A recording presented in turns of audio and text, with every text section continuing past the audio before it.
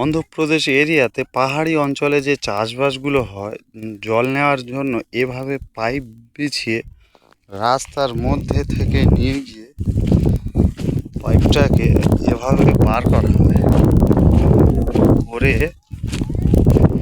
সেই পাইপের মাধ্যমে জলটাকে খেতে বিভিন্নভাবে ইউজ করা হয়।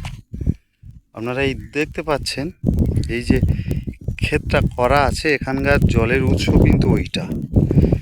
আর এখানে এটা কি চাষ করেছে ঠিক বুঝে উঠতে পারছি না, এটা বাদাম না কি গাছ কিছু বুঝে উঠতে পারছি না। তো এই পুরো এরিয়াটায় পাহাড়ি অঞ্চল, আপনারা কি দেখতে পাচ্ছেন, সামনে সম্পূর্ণ পাহাড়ে ঘেরা অঞ্চল দেখতে পাচ্ছেন। আর এই অংশটাতে সমতল ভূমি তৈরি করে তো এখানে চাষবাসের উপযোগী করে তোলা হয়েছে।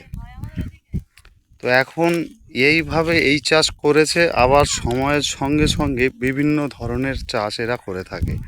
আর জলের যে উৎসটা ওই ওদিকে দেখতে পাচ্ছেন, পাইপ বিছানো আছে, ওখান থেকে জল নিয়ে বিভিন্ন রকম ভাবে জলটাকে এরা স্প্রে করে মারে।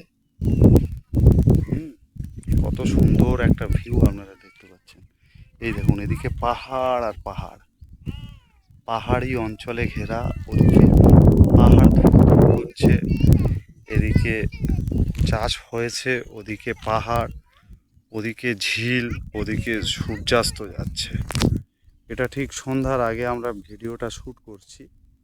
তো আপনারা দেখতে পাচ্ছেন কত সুন্দরভাবে একটা সমতল ভূমি তৈরি করে এখানে মোটামুটি চাষবাসের কাজ করা হচ্ছে, দেখতে পাচ্ছেন। এখানকার স্থানীয় একজন মানুষের কাছ থেকে জানতে পারলাম, এই যে খেতি বাড়িটা করা হয়েছে এটা গ্রাউন্ড নাট বলা হয়। তো আমি অ্যাকচুয়ালি বুঝতে পারছি না কীরকম গ্রাউন্ড নাট বা কী। তো এটা একটা বাদাম টাইপের কোনো কিছু চাষ করা হয়েছে। তো সেটা গাছ বড় হয়ে ফসল না হওয়া পর্যন্ত তো বলা যাবে না।